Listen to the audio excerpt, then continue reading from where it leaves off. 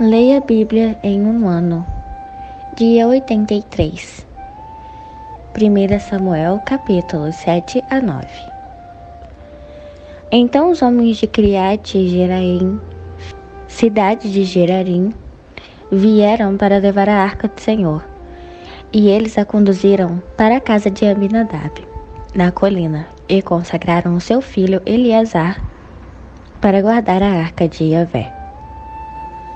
Samuel, libertador e juiz. Desde o dia em que a arca do Senhor foi instalada em Kiriat Jearim, um longo tempo se passou. Foram 20 anos, e todo o povo de Israel clamava e buscava o Senhor por meio de súplicas.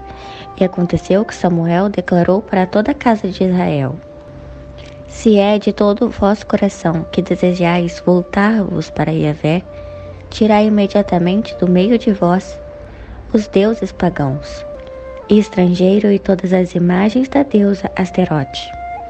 Dedicai inteiramente o vosso coração ao Senhor e adorai somente a Ele. Então Ele vos livrará da mão dos filisteus. Em seguida, todos os israelitas jogaram para fora várias imagens de Baal, Asterote e outros deuses, e passaram a reverenciar exclusivamente a Deus, o Senhor. E Samuel prosseguiu proclamando: Reúne, pois, todo Israel em Mispa, para que eu possa interceder por vós perante Yahvé. Reuniram-se em Mispa, tiraram a água e derramaram diante do Senhor, jejuaram naquele dia e confessaram: Pecamos contra Yahvé, o Senhor. E foi em Mispa que Samuel passou a julgar e governar todo o povo de Israel. Logo que os filisteus foram informados que os israelitas se haviam reunido em assembleia em Mispa, os príncipes líderes do povo filisteus subiram com o objetivo de atacar Israel. Sabendo disso, os filhos de Israel sentiram grande medo dos soldados filisteus. Correram para Samuel e lhe rogaram: Não cesses de invocar o nome de Yahvé, o nosso Deus, para que ele nos salve das mãos dos filisteus. Então Samuel tomou um cordeirinho, ainda não desmamado, e ofereceu inteiro como holocausto ao Senhor, pelo povo de Israel. E Yahvé ouviu e respondeu à sua oração. Enquanto Samuel estava queimando completamente o sacrifício que oferecia a Deus, os filisteus atacaram Israel. Mas naquele dia, porém, o Senhor trovejou com fortíssimo estrondo contra o exército filisteus e colocou todos os soldados em pânico, e foram derrotados por Israel. As forças militares de Israel saíram de Mispa e perseguiram os filisteus até uma certa região localizada abaixo de Bet-car, exterminando-os pelo caminho. Então Samuel mandou que uma pedra fosse erguida entre Mispa e Sem, e deu-lhe o nome de Ebenezer, que significa rocha do socorro, querendo dizer: Até aqui nos ajudou o Senhor. Deste modo os filisteus foram derrotados, e o Senhor Deus não permitiu que eles invadissem as terras de Israel durante todo o tempo em que Samuel viveu. As cidades que os filisteus tinham conquistado foram devolvidas ao povo de Israel, desde Ecrom até Gate. Israel conseguiu também libertar todos os territórios vizinhos a estas grandes cidades do poder filisteus. E se estabeleceu a paz entre Israel e os amorreus. Samuel continuou julgando e liderando Israel todos os dias de sua vida. Cada ano ele visitava Betel, Gilgal e Mispa, decidindo sobre as importantes questões em todos esses lugares. Mas sempre retornava a Ramá, onde estava a sua residência. Dali ele governava sua cidade e toda a nação de Israel como juiz e líder. E foi ali, em Ramá, que Samuel construiu um altar em honra ao nome de Yahvé, o Senhor.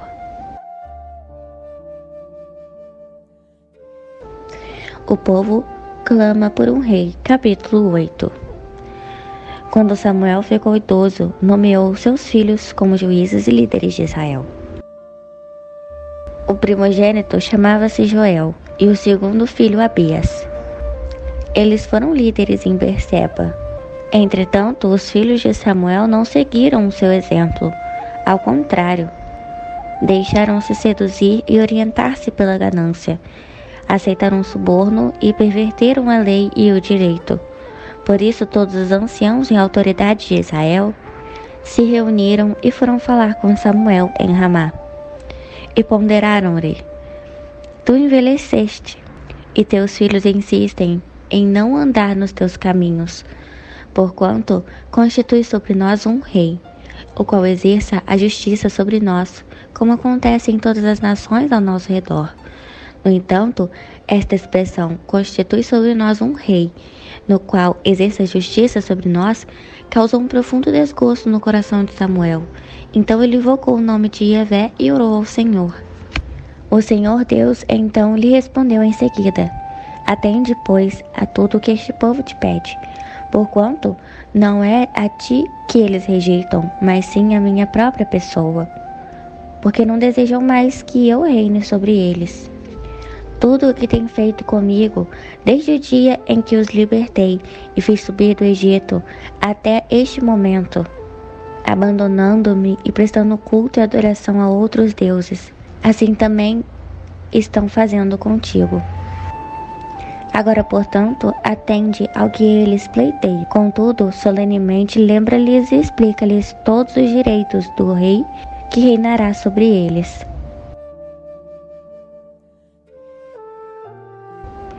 Só Deus é o Rei perfeito.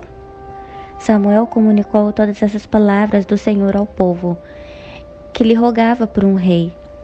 E ele declarou: Este é o direito do rei que reinará sobre vós. Ele convocará os vossos filhos e os encarregará dos teus carros de guerra e dos seus cavalos e fará marchar e correr frente ao seu carro. Determinará alguns como comandantes de 1000 soldados e outros como comandantes de 50.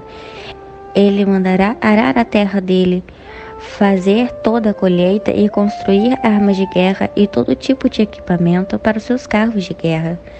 Ele tomará as vossas filhas para serem perfumistas, cozinheiras e pateiras. Tomará igualmente os vossos campos, as vossas vinhas, os vossos melhores olivais e os dará aos seus oficiais. Das vossas culturas e vossas vinhas, ele cobrará o dízimo, que destinará aos seus oficiais, criados, eunucos e serviçais. Os melhores entre os vossos servos e as vossas servas, os jovens, o gado e os jumentos serão todos tomados conforme a sua vontade para o seu uso particular. Exigirá também de vós 1/10 dos rebanhos, e vós mesmos vos tornareis escravos dele. Então naquele dia reclamareis com grande voz contra o rei, que vós mesmo tivestes escolhido. Porém Yahvé não atenderá às vossas queixas naquele momento de aflição. Contudo, todo o povo recusou-se a ouvir a advertência de Samuel e exclamou: Não queremos ter um rei. Eis, pois, que seremos como todas as demais nações, um rei nos governará e sairá à nossa frente para lutar em nossas batalhas. Então, depois de ter ouvido tudo o que o povo expressou, Samuel repetiu diante do Senhor, e o Senhor determinou: Satisfaz, portanto, o desejo deste povo e constitui-lhe um rei. Então Samuel respondeu aos homens de Israel: Volte cada um para a sua cidade. Saul vai de encontro a Samuel, capítulo 9. Havia um homem entre o povo da tribo de Benjamim chamado Quis. Ele era filho de Abiel, neto de Zeror, bisneto de Becorate e trineto de Afias. Quis era um homem abastado e muito influente em sua região. Tinha ele um filho chamado Saul, um belo jovem. Nenhum outro havia entre os filhos de Israel mais bonito do que ele. Os rapazes mais altos chegavam apenas à altura dos seus ombros. Certo dia aconteceu que algumas jumentas que pertenciam a Quis, o pai de Saul, se desgarraram e fugiram. Então Quis pediu a Saul: Filho, chama um dos criados e vai à procura das jumentas desgarradas. Percorreram toda a região montanhosa de Efraim e vasculharam a terra de Salisa, mas não as encontraram. Seguiram pelas terras de Saalim, contudo as jumentas também não estavam lá. Então atravessaram todo o território de Benjamim, e mesmo com todo esse esforço não as acharam. Chegando ao distrito de Zuf, sugeriu Saul ao servo que o acompanhava: vamos voltar, caso contrário meu pai deixará de pensar nas jumentas e começará a se preocupar conosco.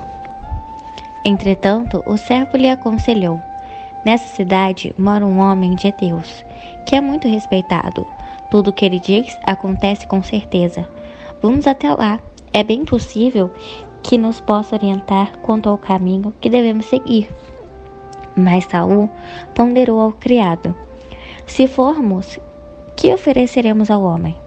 O pão já acabou no alforje, e nada mais temos a oferecer pelos préstimos deste homem de Deus. O que podemos fazer? O servo pediu a palavra e ofereceu a Saul: ocorre que ainda tenho comigo de 3 gramas de prata, que darei com prazer ao homem de Deus, que ele nos ajudará nessa jornada. Nos tempos antigos em Israel, quando uma pessoa desejava saber a vontade de Deus, costumava dizer: vinde, vamos ao vidente, porquanto naquela época se chamava o atual profeta de vidente. Então Saul replicou ao seu servo: falaste bem, vamos então. E chegaram à cidade onde morava um homem de Deus. Ao subirem a colina para chegar à cidade, encontraram algumas jovens que estavam saindo para buscar água e indagaram a elas: o vidente está na cidade? Ao que elas prontamente responderam: está sim, logo ali adiante. Acaba de chegar um pouco antes de ti, mas apressa-te. Ele veio à cidade porque ainda hoje será oferecido um sacrifício no altar que foi erigido no monte. Assim que entrardes na cidade, vós o achareis, antes que suba ao altar do monte para comer. O povo não comerá antes que ele chegue ao lugar alto, pois ele deve abençoar o sacrifício, e depois disso os convidados poderão comer à vontade. Subi, pois, depressa, e logo o achareis. Subiram então à cidade.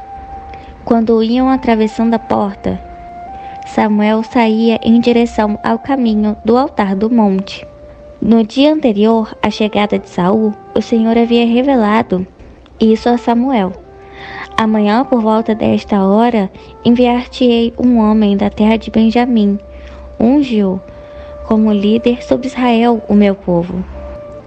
Ele libertará o meu povo do domínio dos filisteus, porque tenho observado o sofrimento de todo o meu povo e ouvido os seus pedidos de socorro.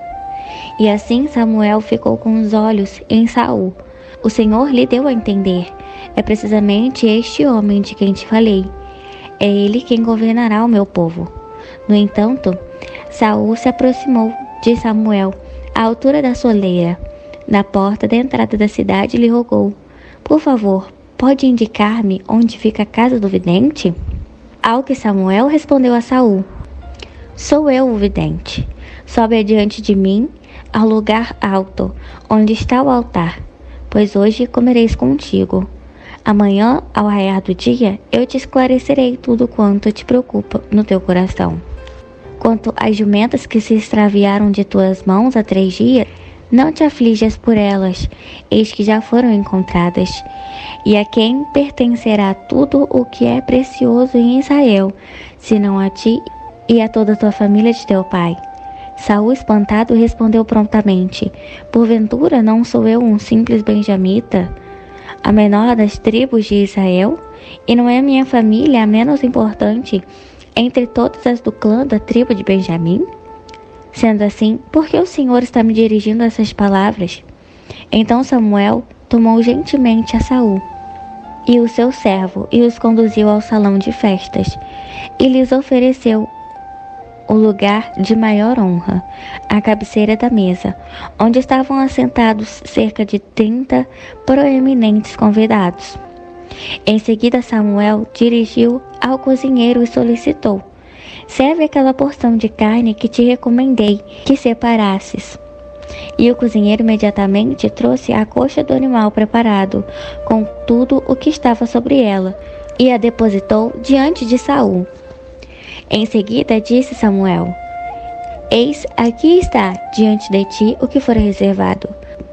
Come, pois te foi guardado para esta ocasião, a fim de que o comeste na companhia de muitos ilustres convidados. Assim Saul comeu com Samuel naquele dia.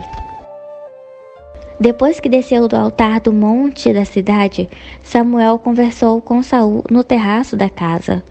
Ao raiar da aurora, quando se levantaram, Samuel chamou Saul no terraço para se despedir, dizendo: Levanta-te para que eu te acompanhe até a saída da cidade. E Saul se levantou, e os dois saíram, ele e Samuel. Quando desciam em direção à saída da cidade, Samuel pediu a Saul: Fala ao rapaz que passe adiante de nós. O servo de Saul passou. Tu, porém, espera aqui, a fim de que eu possa lhe transmitir a mensagem de Deus para ti.